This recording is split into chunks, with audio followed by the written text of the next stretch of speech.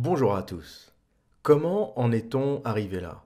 Comment en est-on arrivé à une philosophie, le MGTOW, où des centaines de milliers, voire des millions d'hommes ne veulent plus rien avoir à faire avec les femmes, de près ou de loin?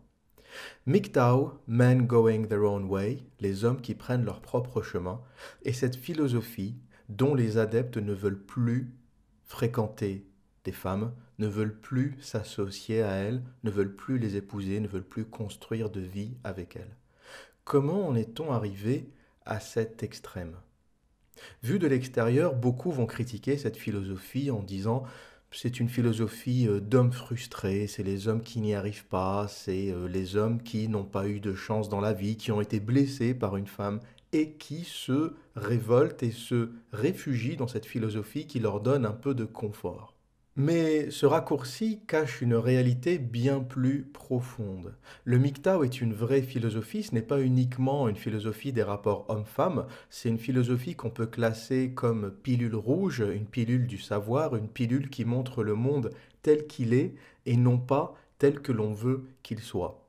Le MGTOW est la première philosophie qui explique aux gens qui explique aux hommes surtout, que le jeu est truqué.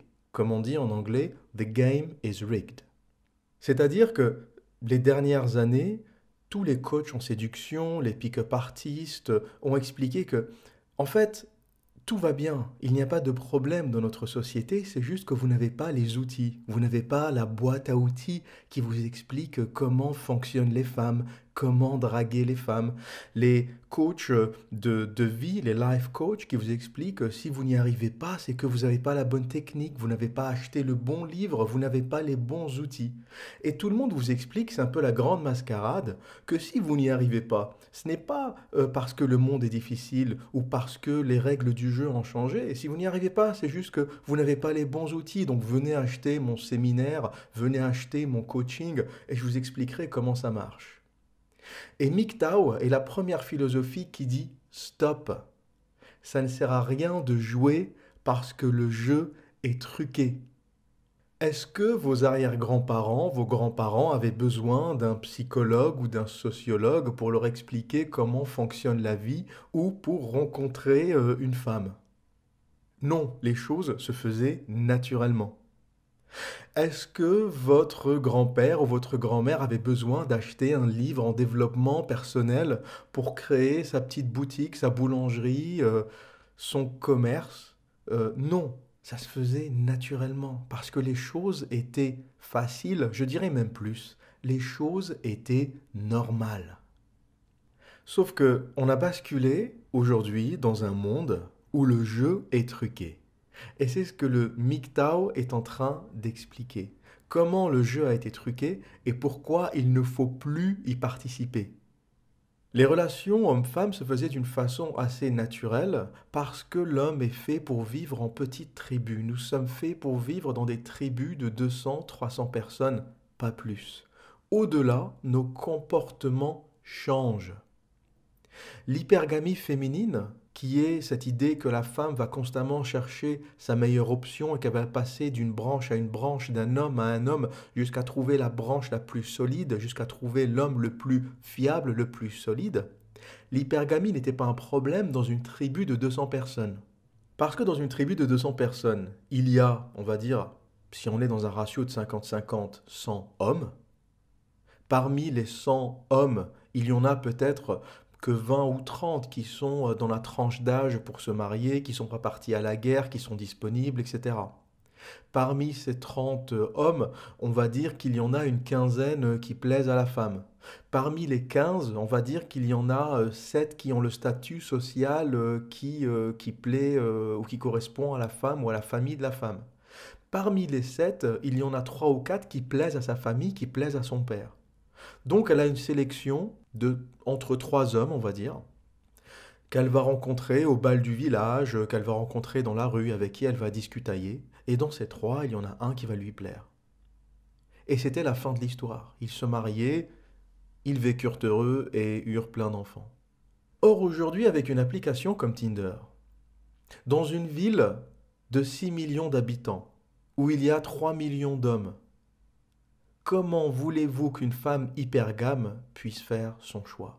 C'est un problème autant pour les hommes que pour les femmes, parce que les femmes ont l'illusion d'avoir cet apport d'hommes, cette disponibilité d'hommes illimitée, et elles vont de date en date, de rencontre en rencontre, de plan cul en plan cul pendant une bonne partie de leur vie, et elles ont constamment l'impression qu'elles vont trouver un homme meilleur, sauf que ce qui se passe en réalité, c'est qu'elles se réveillent à 35 ans, qu'elles n'ont encore trouvé personne, qu'elles se dirigent vers le cimetière des éléphants avec leur fertilité qui baisse, et elles finissent toutes vieilles filles. Les grandes villes sont devenues un réservoir de vieilles filles. Il est incroyable de voir le nombre de femmes de 35, 37, 40 ans qui sortent encore dans les boîtes de nuit, qui fréquentent ces endroits pathétiques. Il n'y a rien de plus pathétique qu'une femme de la quarantaine qui traîne encore dans une boîte de nuit en espérant trouver le grand amour.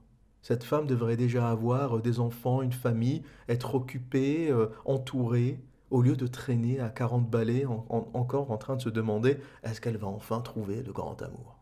Donc l'un des premiers problèmes, ou ce qui a été à l'origine du dérèglement des relations hommes-femmes et du dérèglement des relations humaines d'une façon générale, a été la concentration de population dans ces mégalopoles. Car nous ne sommes pas faits, notre cerveau a évolué pour vivre en tribu, mais l'accélération, les quelques dernières années, on va dire, dans l'évolution, c'est absolument rien. Même 200 ans, c'est absolument rien à l'échelle de l'évolution humaine qui s'étale sur 50 millions d'années. Notre cerveau reptilien s'est construit sur 50 millions d'années. C'est pour ça qu'on l'appelle reptilien, d'ailleurs, qui remonte à l'époque où la Terre était peuplée par les reptiles. C'est quelque chose qui est en nous depuis le développement du corps unicellulaire. Et ce qui a été fait dans le temps très très long de l'évolution ne peut pas être changé en 200 ans.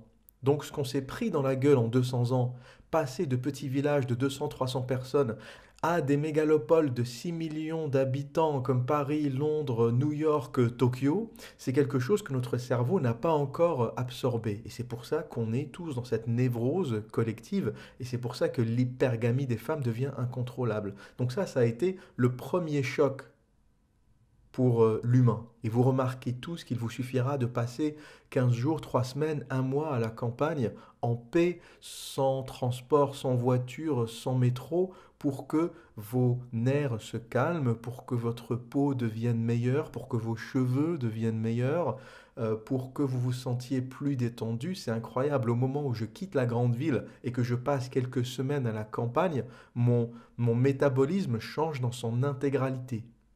Et il faut prendre conscience que nous ne sommes pas adaptés à vivre dans des villes de 6 millions d'habitants, et c'est de là que viennent nos névroses. Le deuxième choc qui a compliqué les rapports hommes-femmes a été la mise au travail des femmes. Une femme est par essence hypergame, c'est-à-dire qu'elle ne respectera jamais un homme qui n'est pas supérieur à elle. N'écoutez pas ce qu'elles disent, regardez ce qu'elles font. Même si une femme vous dit ce n'est pas grave que tu gagnes moins d'argent que moi, je m'en occuperai, il n'y a pas de problème, on vit dans un monde moderne, etc. Elle ne sentira jamais d'excitation si elle n'est pas avec un homme qui la domine physiquement, qui la domine financièrement. C'est une nature, et toute l'ingénierie sociale, toute l'éducation qu'elle aura pu avoir ne changera pas cette donne. Or, avant que les femmes travaillent, il était très facile pour un homme d'être socialement supérieur à elle. Du moment qu'il travaille, il est supérieur à elle. Donc c'était facile pour une femme de sentir, de ressentir de l'attirance vers un homme. Même si c'était un petit artisan, il gagne de l'argent, il apporte de la calorie, et donc elle va se soumettre à lui et elle va le respecter. Une femme ne vous respectera que si elle sent un peu de domination, un peu de, je dirais presque de soumission, hein. C'est quelque chose c'est un instinct basique, et elle ne mouillera que si elle sent que vous la dominez. Or, une femme qui travaille dans notre monde d'aujourd'hui, qui gagne déjà 30K, 40K, 50K à l'année, ne pourra respecter que un homme qui sera à 70, 75, 100. Et c'est pour ça qu'il devient très difficile pour les femmes de trouver des hommes, et vous entendez tous ce discours: qui n'a pas une amie, une copine, une collègue qui lui dit où sont passés les hommes? On ne trouve plus d'hommes, il n'y a plus d'hommes, ce n'est plus ce que c'était. Alors qu'il y a des armées d'hommes célibataires en misère sexuelle qui n'en peuvent plus, qui n'y arrivent plus, qui cherchent des solutions partout dans les livres, chez ces gourous arnaqueurs, voleurs de coachs en séduction, de vendeurs de séminaires, qui cherchent des solutions partout où ils peuvent, en face de ces hommes en misère, on a des femmes qui nous disent: mais où sont passés les hommes? Ben dis donc. Donc le sous-titre, ce qu'il faut lire quand une femme vous dit où sont passés les hommes, elle veut dire où sont passés les hommes supérieurs à moi. Où sont passés les 100K, les 120K, les 150K à l'année. D'où l'hypergamie et l'attirance des femmes vers les footballeurs, les banquiers, les chefs d'entreprise. Et d'où l'attirance des femmes vers une tranche d'âge un peu plus élevée. Il faut savoir que le pic de séduction chez un homme, ça va être à 40, 45, voire 50 ans. Même la gamine de 25, 26, 27 ans va être attirée vers des hommes de la quarantaine parce qu'ils ont la calorie. Un gamin de 24 ans ou de 25 ans, aujourd'hui, il a rien, il n'est rien. C'est tout juste s'il a fini son diplôme et s'il est en train de se chercher un stage gratos ou un premier boulot. Donc entretenir une gamine de 25 ans qui rêve de shopping, qui rêve de voyage, qui rêve de plein de choses matérielles, lorsqu'on est un homme qui a 25 ans, c'est un problème. Donc les femmes regardent la poule des hommes, on va dire, entre 35 et 45 ans. Et cette tranche d'âge 35-45 a accès à toutes les femmes, ou ont accès à toutes les femmes. Entre 35 et 45, vous avez accès aux femmes de 18 à 55. Du moment que vous avez la calorie, du moment que vous avez les moyens, du moment que vous avez des ressources, vous pouvez avoir n'importe quelle femme entre 18 et 55 ou 60 en fonction de vos goûts. Alors que les gamins de 25 ans n'ont accès qu'aux filles ou qu'aux femmes entre 18 et 27 ans. Et encore, c'est s'ils y arrivent, quoi. Si ils sont physiquement attirants, si en plus ils ont les moyens de dépenser, de les inviter au resto, de les sortir, etc. Donc ça devient très très difficile pour l'homme jeune en raison de cette hypergamie. Et donc la mise au travail des femmes et le fait qu'elles gagnent les mêmes montants que les hommes aujourd'hui, pour qu'une femme trouve un homme attirant, il faut qu'il gagne vraiment bien sa vie. Elle s'amusera avec le petit manager avant qu'elle ait 27 ans, c'est-à-dire qu'avant qu'elle commence vraiment à avoir un enfant, elle s'amusera avec vous, elle sera encore accessible, mais à partir de 27 ans, elle se met en programmation pour faire des gamins. Donc à partir de 27 ans, tous les mecs qu'elle voit, elle les considère comme potentiellement les bons ou le bon. Et donc, la vie dans les grandes villes associée à la mise au travail des femmes a rendu les rapports hommes-femmes exécrables et compliqués. La troisième couche, ça a été le féminisme. Le féminisme qui a contaminé toutes les couches de la société. C'est-à-dire qu'il a contaminé le système judiciaire où un homme qui divorce se retrouve pratiquement, comme je le dis souvent, en slip. Tout devient à l'avantage de la femme, la pension alimentaire, la garde de l'enfant, la maison. Quand vous divorcez, vous avez une armée d'avocats, de juristes contre vous lorsque vous êtes un homme. Le système féministe et féminisé a expliqué aussi aux femmes que l'homme c'était le méchant, le patriarche, c'est l'homme qui les met en soumission. L'homme est le violeur, le harceleur. Il ne faut pas faire confiance aux hommes. On a mis ça dans la tête des jeunes filles dès le jeune âge pour qu'elles aient un dégoût et un irrespect pour l'homme. Alors que le père est celui qui l'a protégée, qui lui donnait une éducation, qui s'occupait d'elle jusqu'au mariage, jusqu'à ce qu'elle soit indépendante, le féminisme a expliqué aux femmes que le patriarche, le père, c'était le ringard, le méchant, le persécuteur. Et des générations de femmes ont grandi avec cette image dans la tête. C'est quelque chose qu'on ne connaissait pas avant et qu'on connaît beaucoup dans le monde anglo-saxon. On appelle ça daddy issues.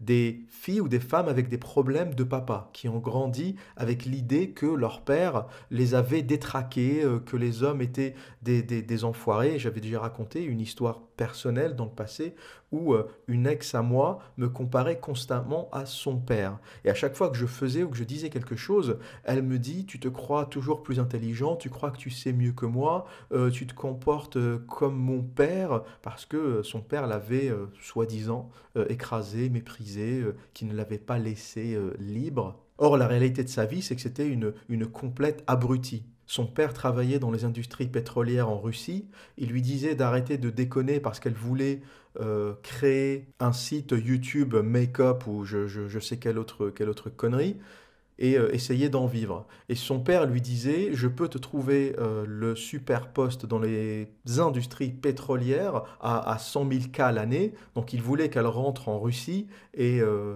qu'elle aille travailler dans ce poste qu'il lui avait trouvé. Et elle voulait continuer à traîner à Londres, baiser à droite à gauche, créer sa chaîne YouTube maquillage et essayer d'en vivre.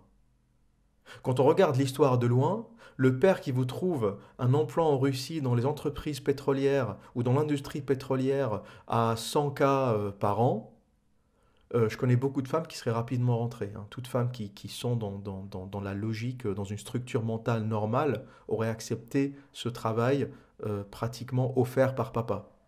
Or, la dégénérée occidentale, complètement intoxiquée par le féminisme, pense que son avenir, c'est une chaîne YouTube make-up où elle expliquera à d'autres poufias comme elle comment se maquiller. Donc le féminisme en remet une couche et ça complique encore les relations hommes-femmes. Féminisme, au passage, qui a été financé par les Rockefeller, financé par le rapport, les Rockefeller qui ont financé le rapport Kinsey, qui a expliqué qu'il était normal d'avoir des comportements sexuels déviants.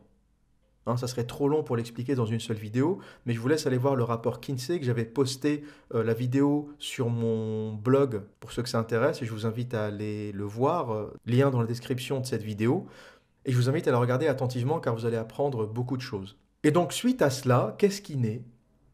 Il naît un mouvement au Canada et aux États-Unis qui s'appelle les PUA, les Pick-up Artists, qui sont les dragueurs en gros, et qui est expliqué par des techniques aux hommes, voilà comment il faut vous y prendre avec les femmes. Et pourquoi un tel mouvement est né?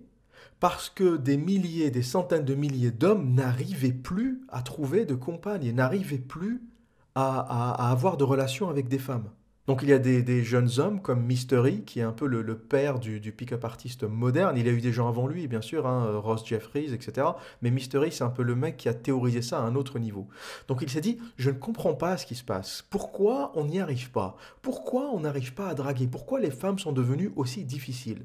Donc il est sorti pratiquement toutes les nuits, tous les soirs dans les bars de Toronto, et il a observé. Il a observé à qui les femmes s'associaient, à qui elles répondaient, avec qui elles parlaient, qui arrivait à les choper, qui arrivait à les emballer. Et il a observé des comportements un peu bizarres qui étaient étranges à l'homme du quotidien. Il a observé que les hommes qui arrivaient à choper et à baiser, c'est les hommes qui parlaient aux femmes comme des merdes, qui les maltraitaient, qui les taquinaient. Il a inventé même ce qu'il a appelé le neg, le negative compliment. C'est un compliment négatif que vous dites à la femme. En gros, il a expliqué qu'il ne fallait jamais complimenter les femmes. Parce que quand tu la complimentes, tu passes pour le garçon gentil, le gentil qui n'est pas attirant. Et il a vu des comportements où une petite taquinerie que vous faites à une femme l'attire vers vous. Par exemple, je dis n'importe quoi, hein, vous rencontrez une femme en soirée, vous discutez un peu et vous lui sortez un truc du genre j'aime beaucoup ta robe, ma mère a la même. C'est une façon détournée de dire ta robe est ringarde, mais vous faites ça avec le sourire en rigolant.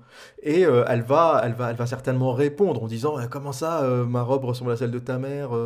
Ça va créer une petite tension qui est aussi une tension sexuelle qui va vous mettre tout de suite à un niveau supérieur d'homme, parce que, surtout si elle est très très jolie, ne faites jamais ça avec des grosses et des moches, hein. Le neg, le compliment négatif, ne marche qu'avec la bombasse, qui sait qu'elle est belle, qui reçoit des compliments tous les jours, et l'homme lui dit, elle voit un homme pour la première fois qui lui fait une espèce de critique. Et dans sa tête, ça crée un court-circuit. Comment ça, je suis une bombasse? C'est qui ce mec qui me dit que j'ai une robe de merde? Et tout de suite, ça crée de la tension sexuelle, parce qu'en gros, ce que vous communiquez, c'est que j'ai l'habitude des meufs comme toi. J'ai pas peur de te perdre, j'ai l'habitude de parler comme ça aux femmes. Et bizarrement, et contrairement à tout ce qu'on a appris aux hommes, soyez gentils, soyez polis, soyez etc., c'est ce qui attire les femmes. Et donc Mystery a théorisé le neg, il a théorisé beaucoup de choses pour expliquer aux hommes comment draguer.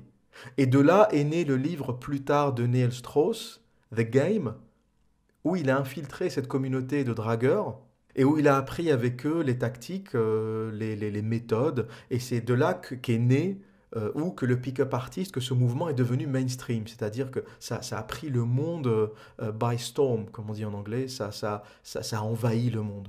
Livre paru en 2007.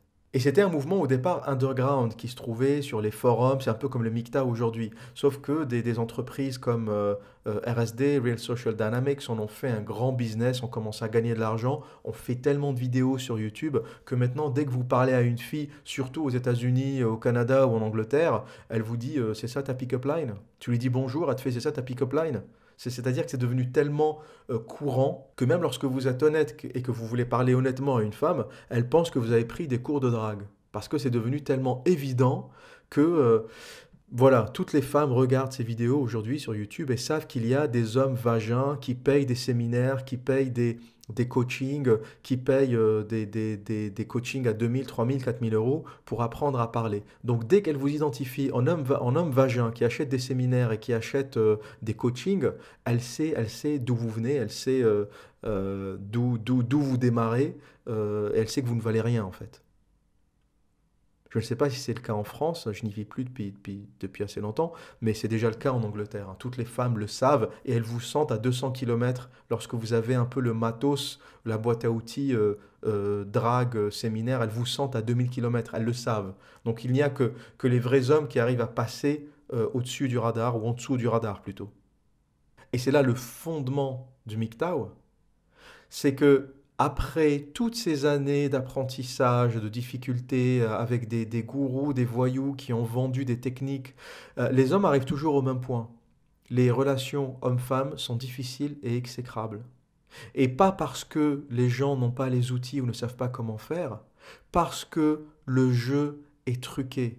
The game is rigged. Parce que nos villes sont trop grandes, parce que les femmes travaillent et qu'elles gagnent autant d'argent que les hommes, parce que le féminisme a endoctriné les femmes. C'est une machine de programmation extrêmement violente. Et les femmes sont autant victimes que les hommes parce qu'elles ne le savent pas. Mais à cause de ce comportement ou à cause de cette ingénierie sociale, elles se dirigent toutes vers le cimetière des éléphants. Elles y vont toutes. Il y a des armées, c'est déprimant, des armées de femmes de 35, 40, 45 ans dans les clubs de salsa, dans les boîtes de nuit, dans les bars, dans les cafés, qui font semblant en société de paraître bien, de paraître épanouies et qui commencent à chialer dès qu'elles rentrent chez elles parce qu'elles se regardent dans le miroir, elle sait qu'elle a 40 ans, qu'elle n'aura plus jamais de gamin et que sa vie n'a été qu'une succession de plans cul.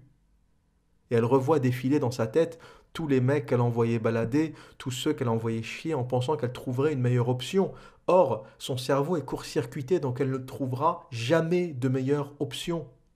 Surtout pas sur Tinder. Et le premier mouvement qui a dénoncé tout cela avant le MGTOW, ça a été le MRA, Men Rights Activists. C'est un mouvement qui a démarré aux États-Unis et au Canada et qui a commencé à dire nous sommes arrivés à un stade où les hommes n'en peuvent plus.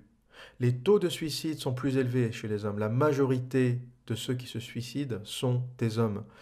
Les accidents du travail sont à 83 ou 86% des hommes. La garde des enfants est constamment donnée aux femmes. 90 ou 95% des pensions alimentaires sont payées par des hommes.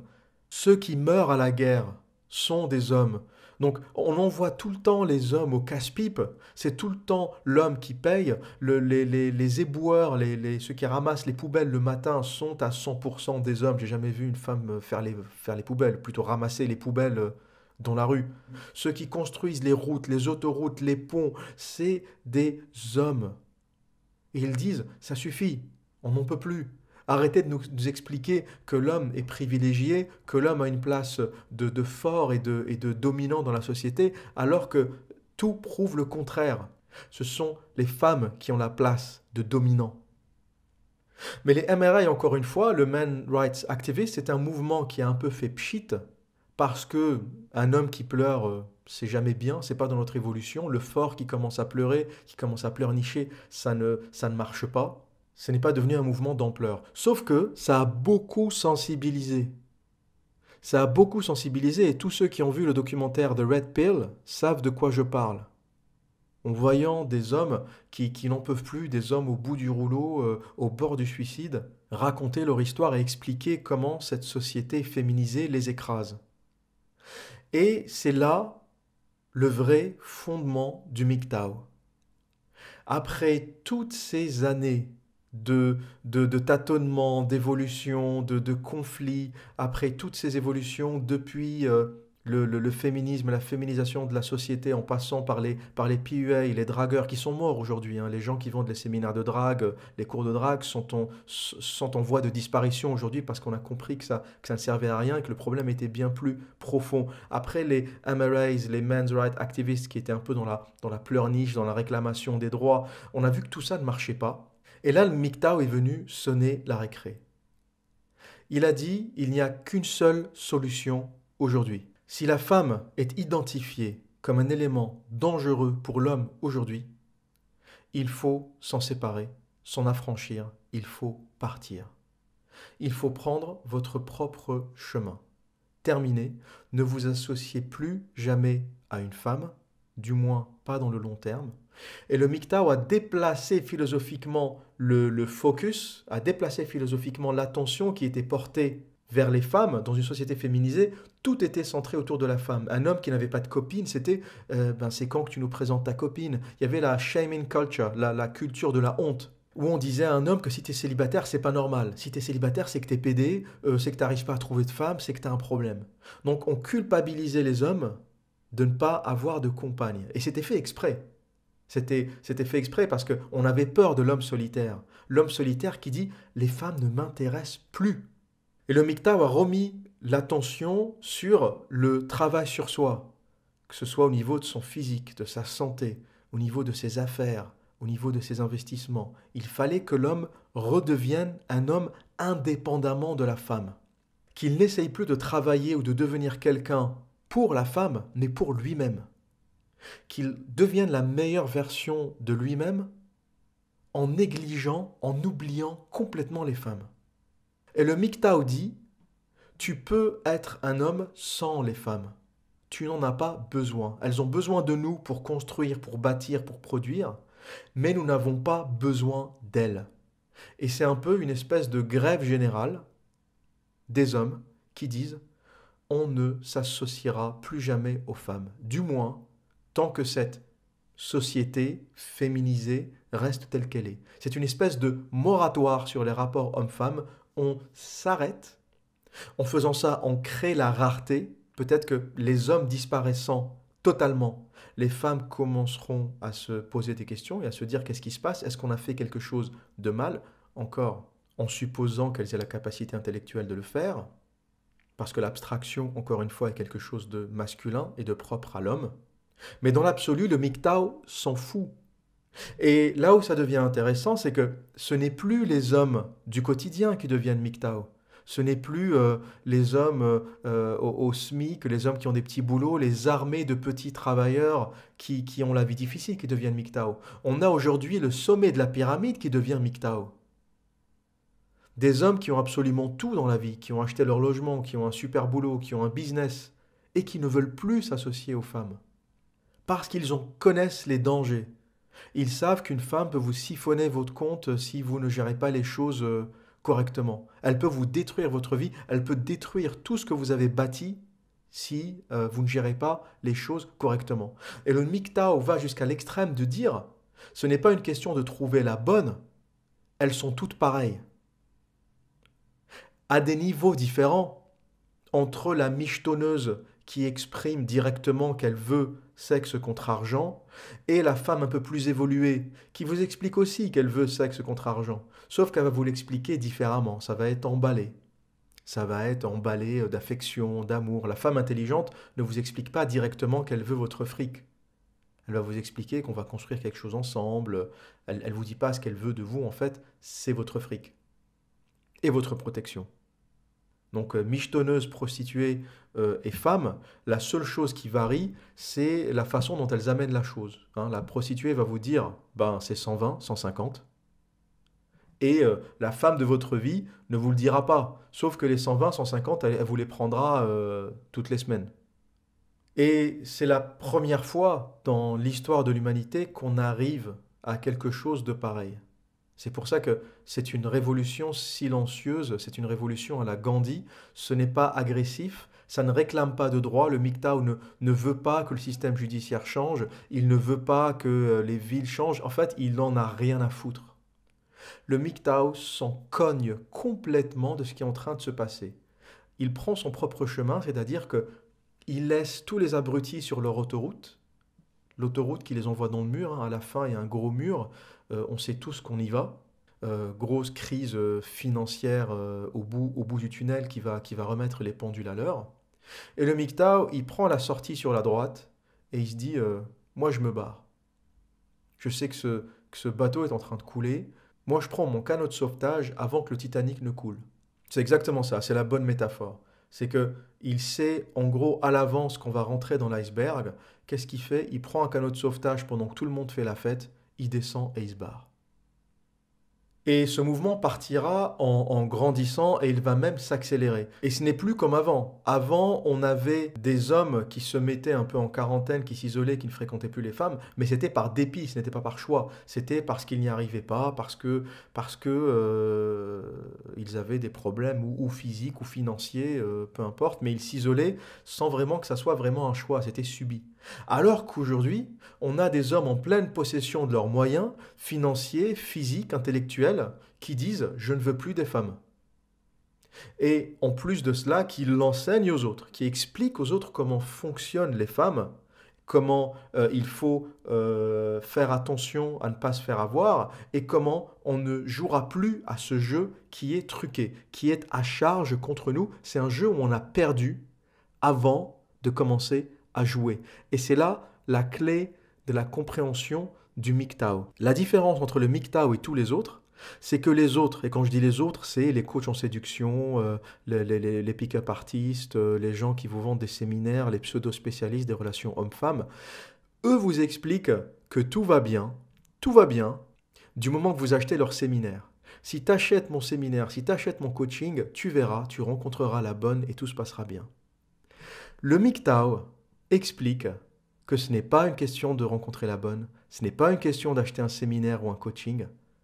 La vraie question, c'est que le jeu est truqué. Et il y a des preuves concrètes dans la vie d'aujourd'hui. Si vous partez par exemple à Kiev, allez faire la fête à Kiev en Ukraine, vous allez voir comment les femmes se comportent avec vous. Elles ont soif d'hommes parce que c'est des régions où il n'y a pas beaucoup d'hommes à cause des guerres, à cause de l'immigration, à cause de l'alcool. Donc il y a un manque d'hommes. Et les femmes vous tirent littéralement par la main dans les boîtes de nuit. Surtout si elles voient que vous êtes un occidental et vous êtes forcément identifié comme supérieur. Et donc quand vous partez dans des contrées où le jeu n'est pas truqué, en Europe de l'Est, vous voyez que les femmes se comportent comme des femmes. J'avais discuté dans une soirée networking à un mec qui avait bossé en Russie, il était canadien, et il donnait des cours d'anglais à Moscou. Et il m'avait expliqué à quel point c'était facile de rencontrer des femmes et à quel point elles faisaient presque la queue pour demander son numéro de téléphone. Elle prétextait même qu'elle voulait des cours d'anglais privés, qu'elle voulait le revoir, qu'elle voulait prendre un café. C'était compliqué presque pour lui de choisir avec quelle femme il voulait sortir. Chose qui n'arrive jamais au Canada. Jamais de sa vie, il a passé sa vie au Canada avant d'aller en Russie, enseigner l'anglais. Jamais il n'a eu un tel afflux de femmes vers lui. Et il m'a dit, c'est pas possible, la Russie, c'est incroyable. Un homme qui n'a pas vécu en Russie n'a pas vécu. Ou un homme qui n'a pas connu les femmes en Russie n'a rien vu. Parce qu'elles répondent à un autre schéma. C'est une société où le patriarcat est la règle. Il n'y a pas de poufiasserie, ça n'a pas encore été contaminé par le féminisme. Et donc, quand vous avez compris tout cela, vous avez compris que ce n'est pas une question de coaching, ce n'est pas une question d'avoir les bons outils, Le jeu est truqué. Le jeu est truqué et si on avait en Occident les mêmes règles qu'en Russie, nous n'aurions pas autant de misère sexuelle et autant de difficultés avec les femmes. Et quand je dis difficulté, ce n'est pas uniquement difficulté à draguer, à choper, à baiser. C'est même difficulté à vivre avec une femme. Parce que même si vous avez réussi à rencontrer quelqu'un, la vie avec une femme au quotidien, avec une femme occidentale, est insupportable. Et regardez, écoutez les commentaires d'hommes mariés, les hommes à la gueule d'esclaves dans le métro, les hommes avec une alliance. Demandez-leur à quoi ressemble leur vie et vous verrez ce qu'ils vous répondront. Donc, si je devais résumer le MGTOW, si je devais résumer ce qu'a compris le MGTOW et ce qui le différencie de tous les autres mouvements ou philosophies ou attitudes, ce qui le différencie de tout ce qui s'est fait avant, c'est cette compréhension et cette connaissance. The game is rigged. Le jeu est truqué. Et donc, sortons. Et donc, sortons. Laissons-les jouer. On reviendra lorsque les règles du jeu auront changé. Voilà pour aujourd'hui. Que dire d'autre? Eh bien, comme à mon habitude, prenez soin de vous et à très bientôt.